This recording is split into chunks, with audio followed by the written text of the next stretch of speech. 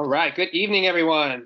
Welcome to our third week of rules webinars. My name is Ryan Toole. I'm the Director of Tournament Operations for the Hawaii State Junior Golf Association. And also on the webinar today with me is our president and also many-time USGA rules official Mary B. Porter King, who many of you know as well. Today we are talking about rules 7 through 11. Which essentially you can tie it all up into one big synopsis of playing the ball. So different things that go into that. So just a little bit of an overview, a few things we're going to talk about. Finding and identifying your ball, so what happens during a ball search. Playing the course as you find it. Playing the ball as it lies, two central principles there to the game of golf. Preparing for and making a stroke, and then also what happens if a ball in motion is accidentally deflected or hits a person or an animal or any other type of object. So some really important rules in this chunk today, and probably some that you guys are pretty familiar with as well. So should be a good one. So first thing we're going to talk about is a ball search. Finding and identifying your ball. A few things you can do when you're searching for a ball. You're permitted to move any sand and water. You're also permitted to move, bend grass, bushes, trees, and other growing natural objects. Not allowed to break them, but you're allowed to move them. We'll talk a little bit more about what happens if you break them later. The key to searching is that you're taking reasonable actions, things that are seen as reasonable when you're just looking for a golf ball, nothing out of the ordinary. If anything was unreasonable, you would receive a general penalty in that case, which would be 2 strokes. And we'll get into what constitutes things that are reasonable and unreasonable here. While you're searching for a ball, obviously you want to identify it as yours. So a few ways you're able to identify your golf ball, and one obviously is by seeing your identifying mark, which everyone should have on their golf ball. I think if you were on with us last week, we did talk about the importance of putting a mark on your ball, and obviously if you see it come to rest in a specific spot, then you can assume that's your ball.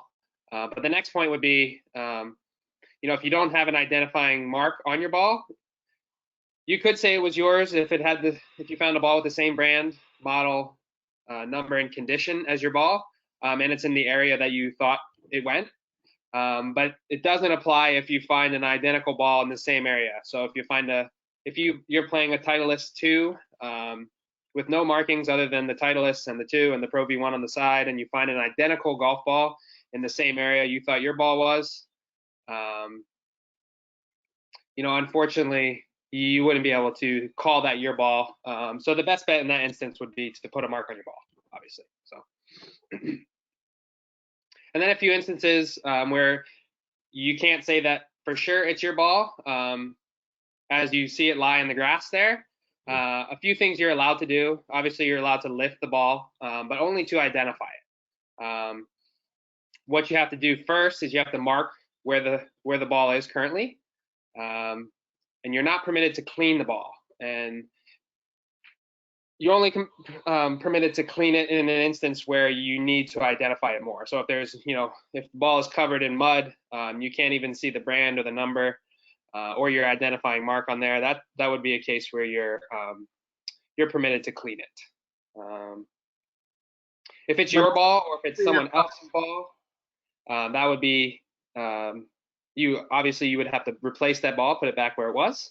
And if you lift your ball when it's not reasonably necessary to identify it, so if for whatever reason, you could tell pretty easily as it lies that it's your ball, or you fail to mark the spot before picking it up, or you clean it when you're not allowed to clean it, that would be a 1-stroke penalty in that instance. So a couple different scenarios where you're allowed to pick it up, identify it.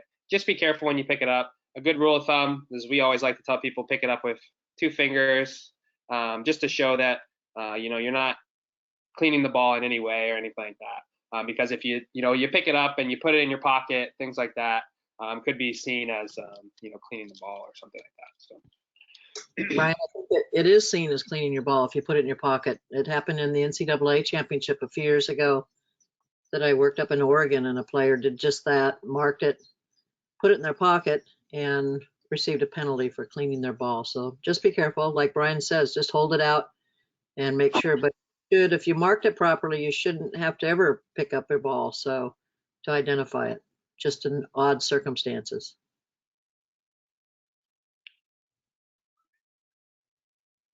And then during a ball search, if your ball is accidentally moved, there's no penalty if it's accidental, and that's if it's moved by anyone.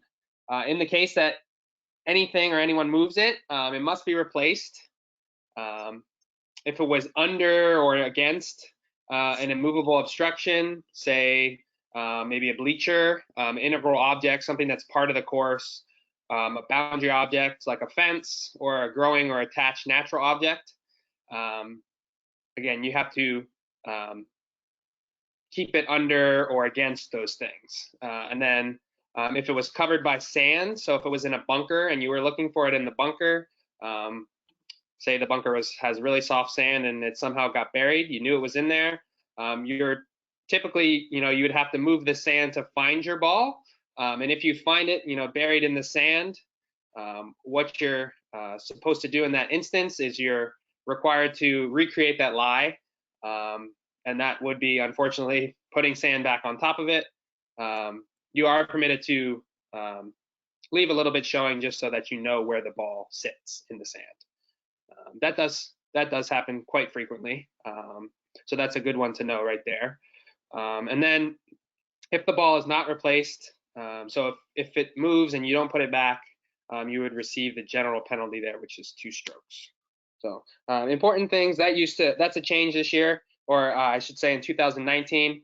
Previously, if for whatever reason your ball moved while you were searching for it, you would receive a penalty in that instance. But the nice thing is now that they changed it, as long as it's accidental. So if you're you're searching for your ball, you see it, and then you kick it out of the rough, so you don't have to play out of the rough, that would be an instance where it would be a penalty in that case. So.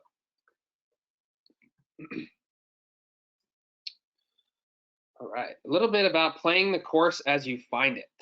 A few things to know in this rule, and these are really important when you guys are thinking about taking any type of relief, and that's conditions that affect the stroke that you're making. So the things that we think about that could potentially affect our stroke, whether it's affecting our lie at where the ball is sitting at rest, the area of your intended swing, so essentially your swing path, if anything's in your way there, the area of your intended stance, so where your feet are placed, and that would be a normal stance, nothing abnormal there, your line of play, and then the relief area where you're going to drop and place the ball. So things to keep in mind when you're considering things that could affect your stroke there. So. So when we're talking about conditions affecting the stroke, these are actions that are not allowed if they improve the conditions that affect your stroke. So anything that improves these 5 things, these would be not allowed. So anything that you move, bend, or break, so growing or attached natural objects. So if you, for instance, if you broke a branch off a tree that was potentially in your swing path, can't do that. Any immovable obstructions, integral objects, or boundary objects. So one instance we always give there is if your ball is inbounds, but it maybe your swing path is right in front of a out of bounds stake. Unfortunately, you're not permitted to move the out of bounds stake, or even if it was a fence. Obviously, you can't move the fence, but those are the things that you're not allowed to move in that instance. And then obviously any tee markers from the teeing area when playing a ball from that teeing area. So if you wanted a better line off the tee and the tee marker was in the way, you wouldn't be permitted to move it because that affects your. It could either affect your lie or your stance in that instance. So it would improve the condition there. You're not permitted to move a loose impediment or movable obstruction into position. Not something that happens too frequently. I don't think too many people want to move those loose impediments in their way, but for whatever reason, if you chose to do that and it improved the conditions of your stroke, you would be assessed a penalty there.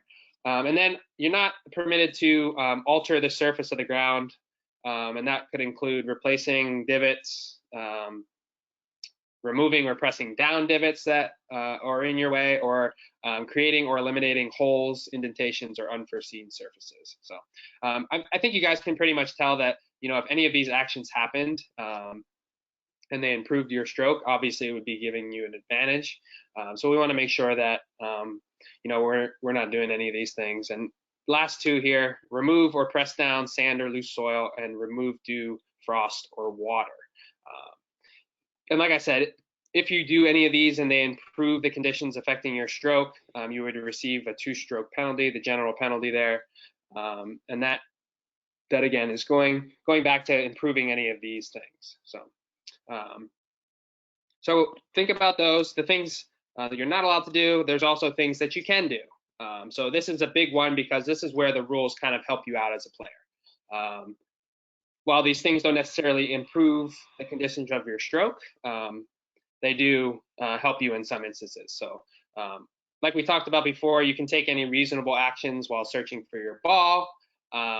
Take any reasonable actions to remove loose impediments, so leaves, pine cones, anything like that.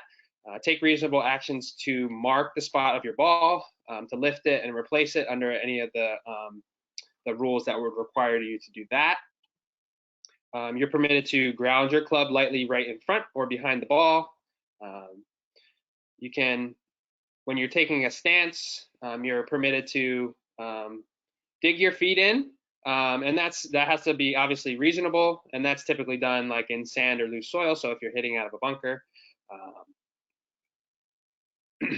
and then when you're fairly taking your stance, you're not necessarily entitled to a normal stance. So say your ball is really close to a hedge of bushes.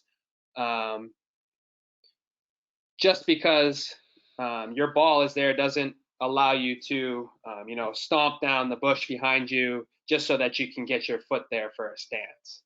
And then obviously, you want to be least intrusive as possible. So again, if you're stomping down any branches or bushes or things like that, that would be pretty intrusive. So just be careful when you guys are in those instances where you don't have a very common lie.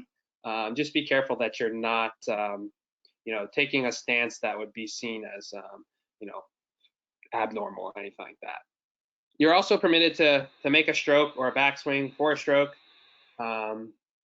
Obviously, you guys know that. But when your ball is in a bunker, touching the sand in the bunker by taking a backswing is not allowed. So that was a big thing this year. You guys saw with Patrick Reed.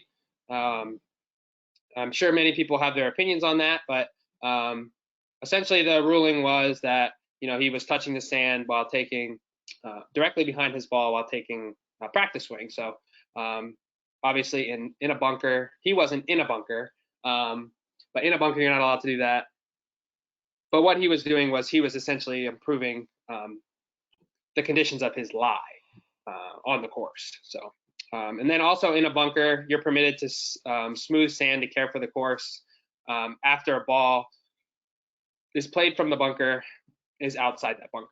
So just make sure your ball is outside the bunker before you smooth sand to care for the course in that case. And then on the putting green, they permit you to remove sand and loose soil and also repair damage, which is nice. And any damage really. It used to just be specific to a few things, but now you're allowed to repair damage like spike marks and stuff like that. So, and then another final thing that you're permitted to do, move a natural object to see if it's loose. But if you find that it's growing or attached, you have to leave it where it is, essentially. So if you want to see if a branch is loose in a tree, you're allowed to kind of test it out. But if you find that it's actually still attached to that tree, you need to make sure that you don't tear it off or anything like that.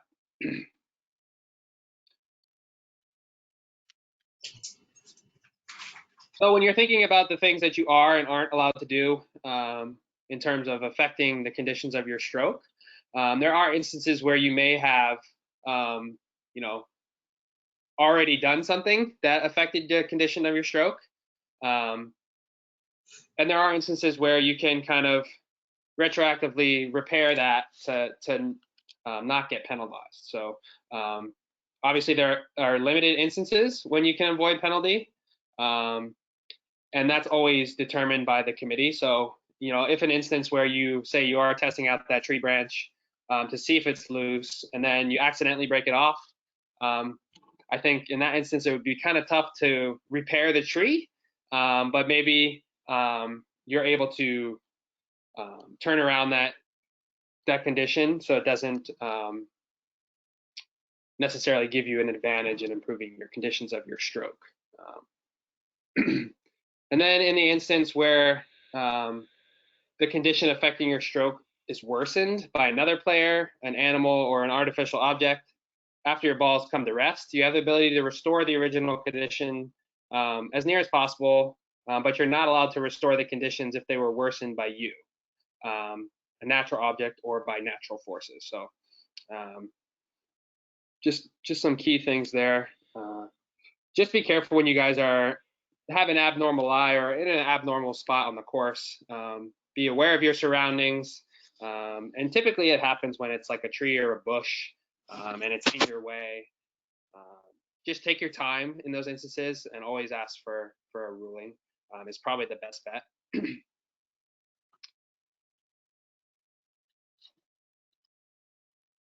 All right, another fundamental principle here, Rule 9 talks about playing the ball as it lies. And then it also goes into a ball at rest, lifted or moved. So playing the ball as it lies, a player's ball at rest on the course must be played as it lies. But the rules do allow the player to play a ball from another place on the course. So if you're taking relief in an instance, that's where you're permitted to pick up your ball and take your relief. And then you're also allowed to lift the ball and then replace it on its original spot. So the rules do allow you to kind of not play the ball as it lies, but it has to be under a rule in order for you to be permitted to do that. And then if your ball begins to move during a stroke, what happens in that case is the ball is not replaced, no matter what caused it to move. Instead, you just play the ball from where it comes to rest after the stroke. And then if it's determined that you caused the ball to move, we'll talk a little bit about that in Rule 9.4b.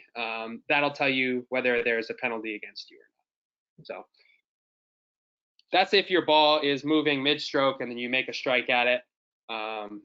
You would just play the ball as it lies. Wherever it ends up, that's where you're going to play it.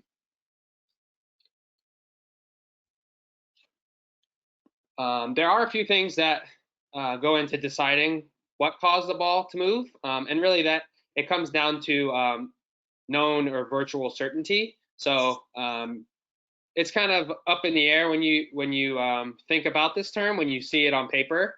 But really, it's got to be greater than a 50% chance, I would say, that someone did cause it to move. So it's treated to have moved if it's known or virtually certain that it did move. So obviously, known would be if you saw it move, someone else saw it move, or it's virtually certain. So you know, if no one necessarily saw it, but it looks like it may be, you know, it's 3 feet further to the right than it was 5 minutes ago, that would be virtual certainty in that case. So if your ball might have moved, but it's not known or virtually certain, it's treated as not being moved in that case, and you just play it as it lies in that case. So, and then deciding what caused the ball to move. There's only 4 possible causes that the rules recognize for your ball to move at rest before you make a stroke. That's natural forces, so anything like wind or water.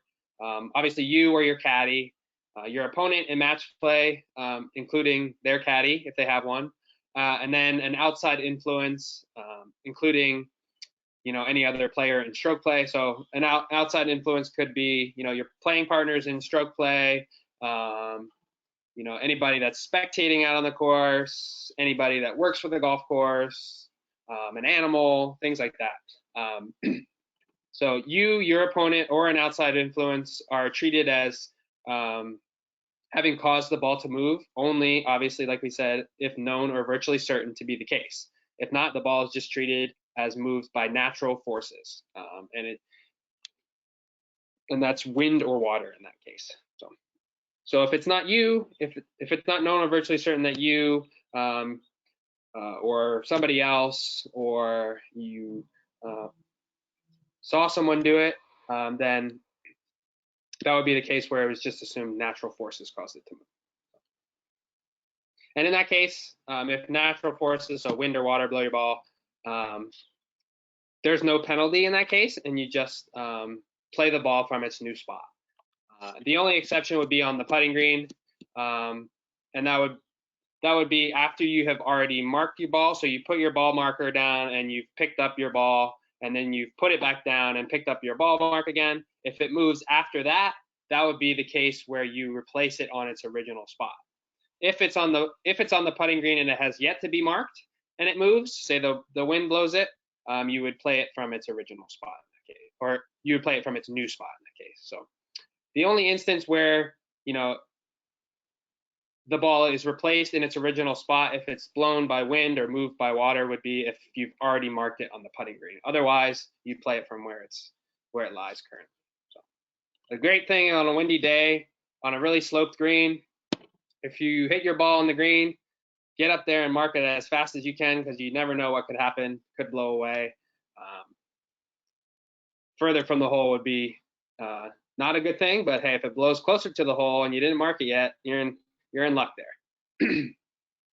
Ryan, this is a great new rule, I think. For those who have been watching the Masters replays over the last few years that they keep showing on the Golf Channel, there's so many instances where the greens are so fast, and you saw the players trying to run up there and mark it, but it really didn't matter, because in those days, if it moved even after it had been marked, you're still going to play it from where it was. And we saw balls rolling into the penalty areas or hazards in those days. And so I think this is such a great rule, because now, like Ryan says, run up there and mark it, because once you do, you own that spot. So you're always going to put it back if it moves, whether accidentally or the wind blows it. So, or even if you touch it and it moves, you're still going to put it back. So I think it's a great rules change. Absolutely. And then when a ball is lifted or moved by the player, if you or your caddy lift your ball at rest or cause it to move, your ball has to be replaced on its original spot. And if it's not known where the original spot was, it just is estimated.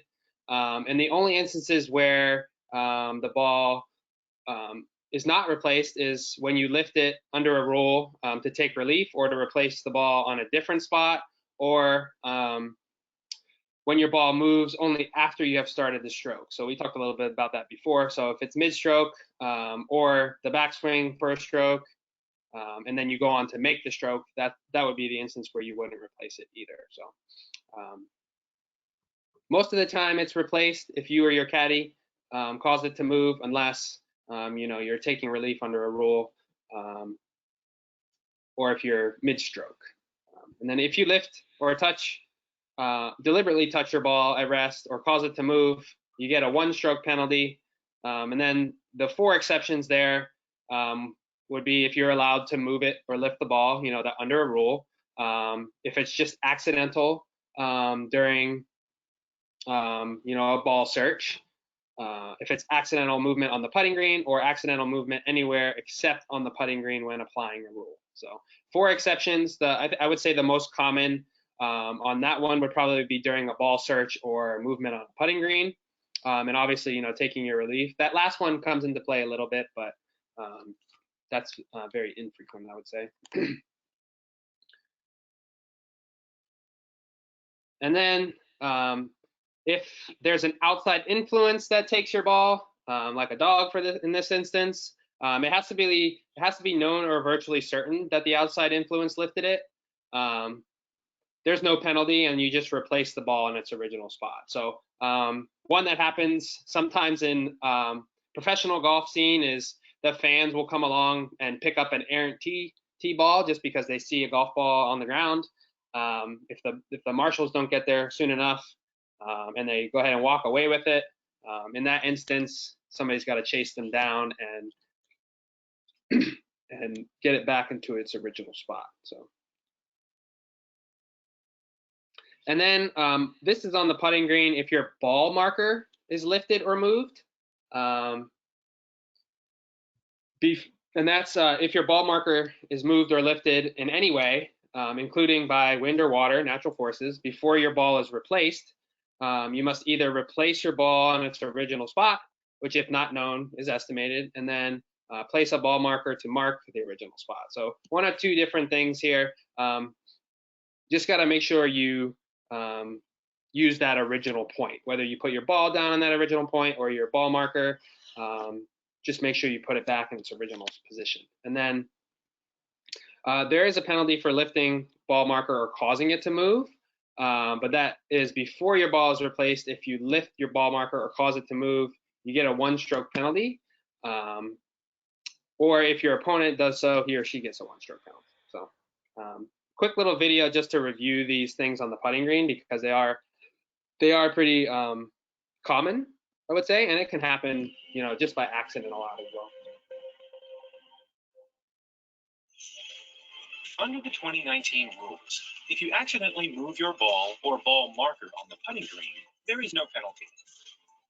For example, if you accidentally move your ball in making a practice swing or in preparing for your stroke, drop your ball marker on your ball and move it. Move your ball with your foot.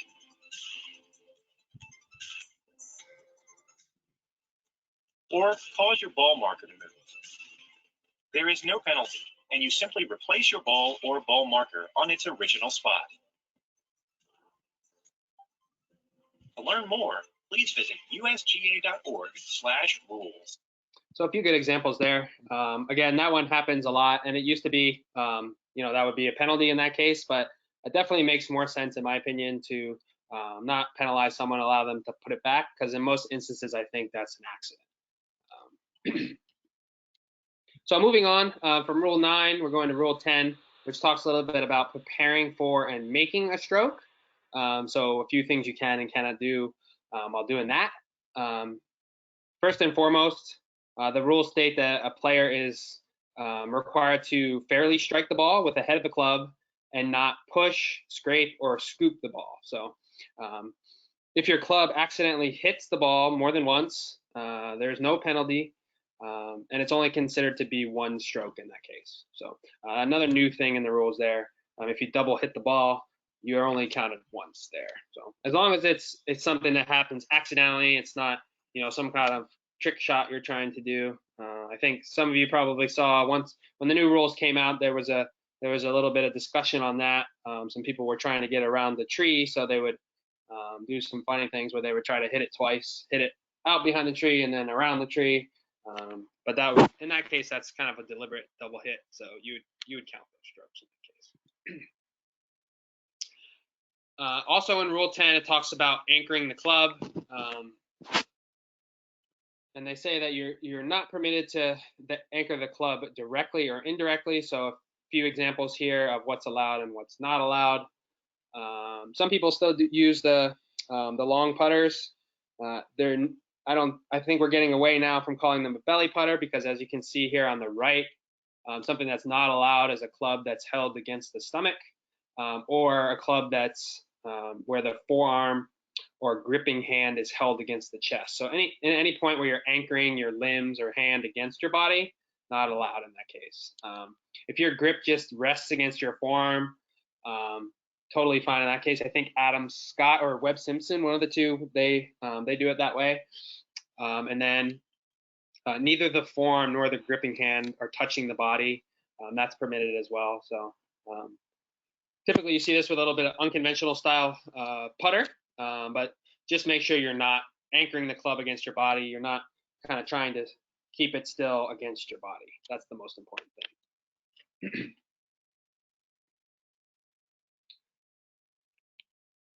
And then when it comes to playing a ball that's moving, a player is not must not make a stroke at a moving ball, except obviously in these cases, one we talked about before, where the ball begins to move only after you begin your backstroke for a stroke. If the ball is falling off the tee or if the ball is moving in water, it's okay to strike it there if you do. Rule 10 also talks a little bit about advice. I thought it was important to understand the definition of advice, and that because it can be a little bit confusing on things you can and can't say. So advice is considered any verbal comment or action, for instance, showing what club was just used to make a stroke. And the comment or action is intended to influence you or another player in choosing a club, making a stroke, or deciding how to play during a hole or a round. Advice does not include public information, such as like a location on the course. So if you ask someone or someone tells you where a penalty area is, or the distance from one point to another, so how far it is from here to the bunker, or if someone is wondering about the rules, you're totally fine to be able to give people information that's in the rules, but it's definitely not a good idea to advise them how to proceed under a specific rule. So Ryan, if we both hit our tee shots from the par 3, can I ask you what club you used then? In that instance, I don't think so. Well, I think you can. So if you both have played the stroke and there's no advantage to either one, then I may ask. So that's not considered advice. So, but the big thing on the advice rule is just be careful, because there is a difference in which I think Brian brought up before in match play, that the first player to ask for advice is going to lose the hole. So even if you answered, but if you ask and you answer, you're both going to be penalized. So just be careful. I see it a lot with junior golfers, and I see it a lot with people that I play golf with. They're constantly asking, what club did I hit? I just don't respond. So that's the biggest thing. Don't respond, because if I responded, I would be penalized just as they would be penalized for asking. So, but once you've both played your strokes and there's no advantage gained to either one from that position, then you may ask. You can't ask things like Ryan mentioned too, that you can't ask things, how many club wind do you think this is? Is this a 2 or 3 club wind? That's asking for advice. If you answer, you're going to get penalized. So just don't answer. So just be careful with advice, because we see it and hear it a lot around junior golf, but be really careful, because we don't want you to get penalized for asking. And that goes, between your players, and obviously you're not allowed to give advice to anyone in the competition. You're not allowed to ask anyone for advice other than your caddy. So parents, spectators, another player, and then also, you're not permitted to go through someone's bag to learn any type of information that would be advice. So, if you're if you're trying to figure out what club they're using when they're standing on the tee box before you hit, and you're kind of rummaging through their bag, that would be against the advice rule as well here. It would, but you can certainly look. It's not going to stop you from looking, but don't touch. Mm-hmm. Yeah. We used to have players on our tour, on the LPGA tour, that love to see that, and or love to put towels over their irons so that you couldn't see what they'd hit. So, or hiding things, and also be careful too. They've changed this rule a little bit. It's giving advice if Ryan's my friend and I want him to know what I hit, but I don't want the other player to know what I hit. So after I hit, I turn my club so Ryan can see it. That's going to be construed as giving advice. So be careful with that as well. What you hit is your business.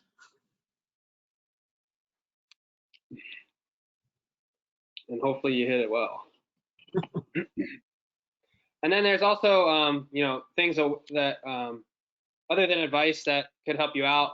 For one instance, that would be pointing out the line of play. So anywhere except the putting green, it's allowed. But any person, they have to move away, or any object must be removed before you make a stroke. We'll talk a little bit more about this with caddies in a little bit. On the putting green, it's allowed by your caddy, but although they may touch the putting green with their hand, their foot, or anything they're holding, you're not permitted to improve the conditions affecting the stroke, like we talked about before. You want to make sure you're keeping the conditions as they are as your ball lies. And then you or your caddy must not set an object down anywhere on or off the putting green to show your line of play. It's not allowed even if the object is removed before the stroke is made. So anything that kind of sets you up or lines you up on the putting green, if it's an object set down, that would be against the rules there.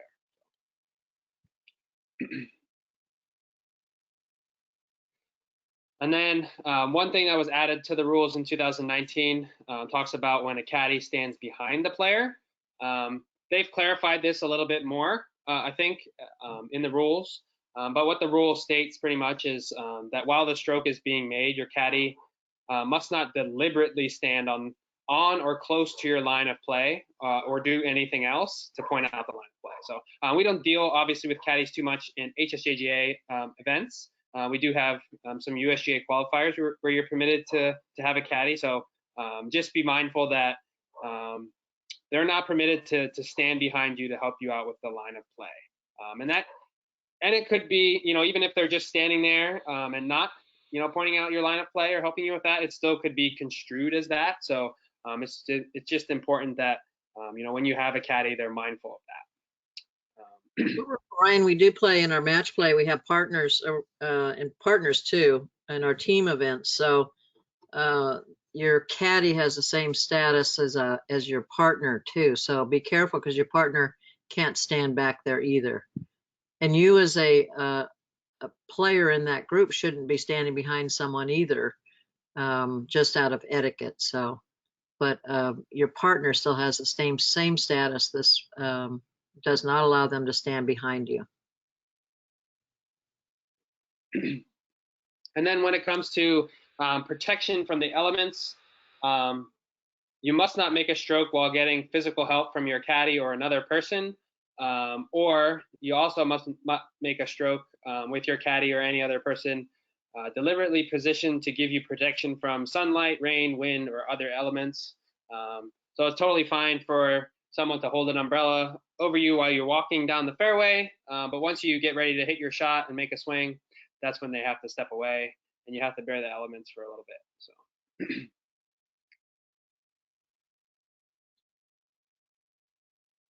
And then in terms of rules on the caddy, the rules of golf allow you to have a caddy to carry, transport, or handle your clubs, give you advice, and help you in other ways allowed during a round. But you must not have more than one caddy at one time. You're allowed to change caddies, but you cannot change caddies temporarily for the sole purpose of them giving you advice.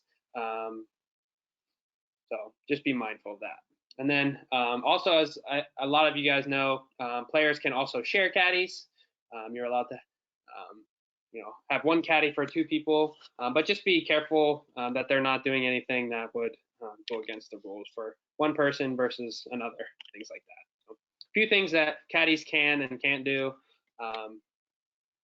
Obviously, they're allowed to carry and transport your clubs. They can search for a ball. They can give advice, like I said.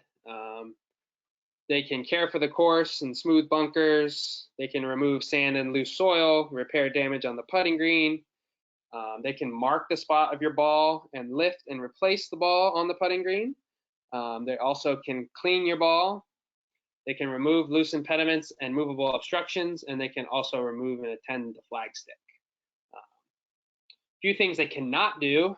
They're not permitted to concede the next stroke in match play, or agree with your opponent on the match score, things like that. they're not permitted to replace a ball unless they lifted it themselves or if they moved it. So if you pick up your ball, you mark it and pick it up, and you give it to your caddy, they're not permitted to be the one that replaces it, only if they mark it and pick it up themselves. So they're not permitted to drop or place a ball in a relief area. The player has to do that. And then they're not permitted to decide to take relief under a rule. Again, that has to be decided on by the player.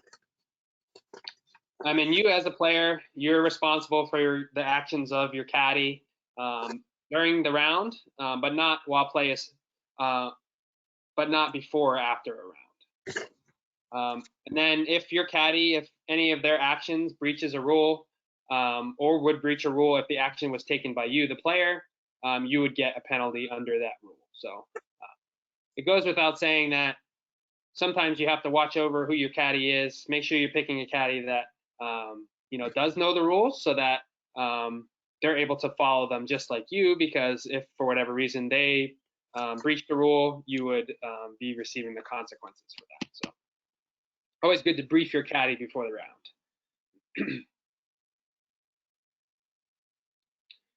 And then moving on to our final rule, Rule 11 talks about a ball in motion if it accidentally hits a person, animal, or object, or if there are deliberate actions that affect the ball in motion. So if when the ball is in motion accidentally hits a person or outside influence, there's no penalty to any player. And that's if it hits any person or outside influence, including you, any other player, or any of your caddies or equipment, there is no penalty, except if the ball played on the putting green in stroke play. If your ball is in motion and hits another ball at rest on the putting green, and both balls were on the putting green before your stroke, you would get the general penalty in that case. So another thing to be careful of there.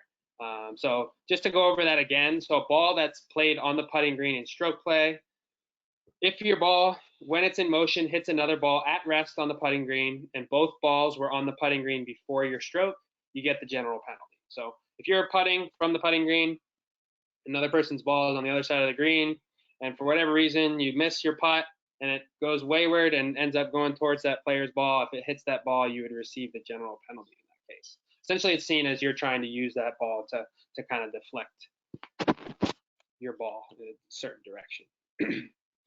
And if your ball in motion is accidentally hits a person or outside influence, it's typically played as it lies. If your ball in motion, the only two exceptions in this case would be when you play your ball from anywhere except the putting green, and it comes to rest on any person, animal, or moving outside influence. And also an exception there where you wouldn't play it as it lies if your ball played from the putting green accidentally hits any person, animal, or movable obstruction, including another ball on the putting green. So.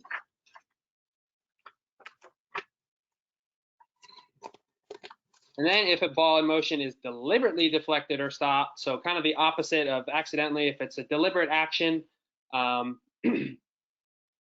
if it hits a player or if it hits equipment that has been deliberately positioned there, there's normally a penalty, and the ball must not be played as it lies.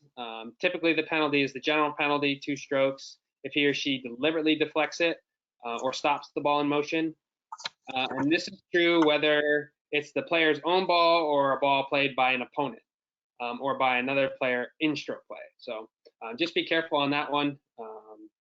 You don't, obviously, having deliberate actions goes kind of against the fairness of the game. So if you're out there to deflect people's balls, even if you set your bag down in a spot where you think that somebody may hit it, that would be considered, deliberately deflecting the ball. So just make sure that your equipment is away from the green. You're not around, say the area of the green where someone's hitting out of a bunker and you could, it could possibly hit you. So what happens with the ball when it is deliberately deflected or stopped? If the stroke is made anywhere except the putting green, the player must take relief based on the estimated spot where the ball would have come to rest, if not deflected or stopped. So that has to be determined. And then if the stroke was made from the putting green, you cancel the stroke. The stroke does not count, and the original ball or another ball must be replaced on its original spot. So if someone's attending the flag stick for you, and your ball misses it, your ball misses the hole 5 feet to the right, and they put their foot out over there for it to kind of kick back to the left. That would be an instance where obviously it's deliberately deflected. That stroke wouldn't count, and then you just retry that stroke over again. So kind of a hairy situation there. Who intended it to be deflected? Was it you as the player, or whoever was attending the flag stick? If it was another player, might be different. If it was your caddy, you would receive the penalty there. So.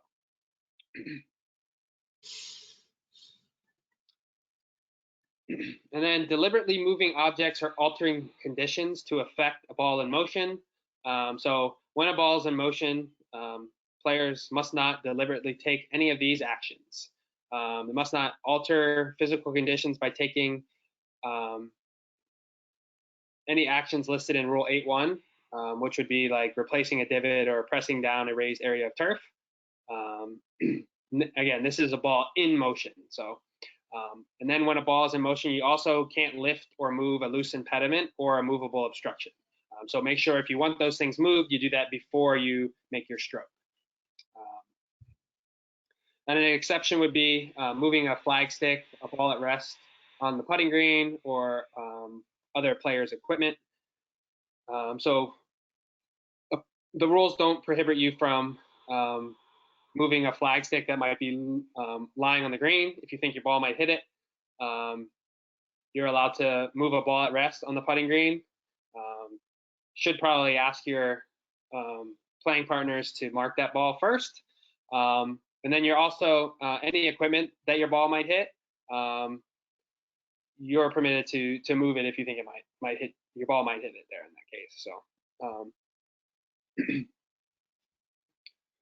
and then the penalty for any breach of the rules in terms of deliberately moving objects, that would be the general penalty in that case. 2 strokes. And that's a wrap for today. Rules 7 through 11, talking a little bit about playing the ball. So I think a lot of those were familiar for you guys, and I thank you for attending. Look out for information on next Wednesday's webinar, and we're also posting these online. So if you missed any of the previous ones, or you want to catch up on them, things like that, you can find those on our website. Just log in to your account, and you'll be able to view those online as well. So, and if you guys have any questions, whether it's on the rules we covered today, or any other rule anytime, feel free to email myself, and I'll also bring Mary B in on certain questions that we have as well. So thanks again, guys, for attending tonight, and be well, and hopefully we see you all next week.